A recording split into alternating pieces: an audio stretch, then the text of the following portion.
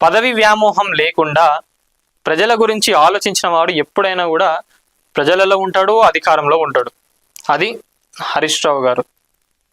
ఈరోజు హరీష్ రావు గారు ఎమ్మెల్యేగా గెలిచిండ్రు అంటే సిద్దిపేటను అంతగానం చేసిండ్రు కాబట్టే హరీష్ రావు గారు అక్కడ గెలవడం జరిగింది. ఇప్పుడు మళ్ళా బీఆర్ఎస్ పార్టీ అధికారంలోకి రావాలంటే కూడా హరీష్ రావు గారితోనూ కేటీఆర్ గారితోనే అవుతుంది.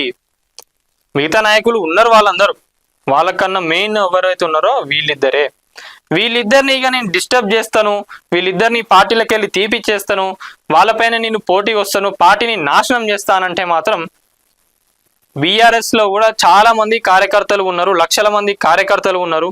బీఆర్ఎస్ పార్టీని నమ్ముకొని ఉన్న ప్రజలందరినీ కూడా కవిత గారు మోసం చేసినట్లే అవుతుంది.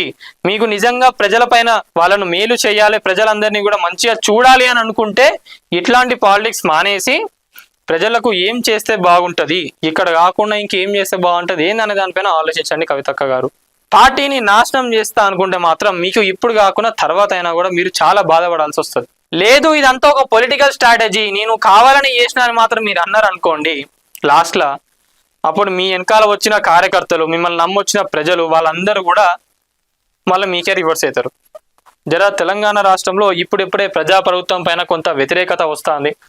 బీజేపీ కూడా సైలెంట్గా ఉన్నది. బీఆర్ఎస్ కొంచెం మంచిగా వచ్చే టైంలో, మంచిగా ఒక స్టేజ్లోకి వచ్చే టైంలో ఇట్లాంటివి జరగడం అనేది నిజంగా చాలా బాధాకరమైన విషయం.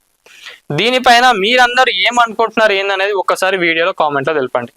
వీడియో చూస్తున్న వాళ్ళు ఎవరైతే ఉన్నారో ప్రతి ఒక్కరు ఛానల్ని లైక్ చేయండి, షేర్ చేయండి, అట్లనే సబ్స్క్రైబ్ చేసుకోండి.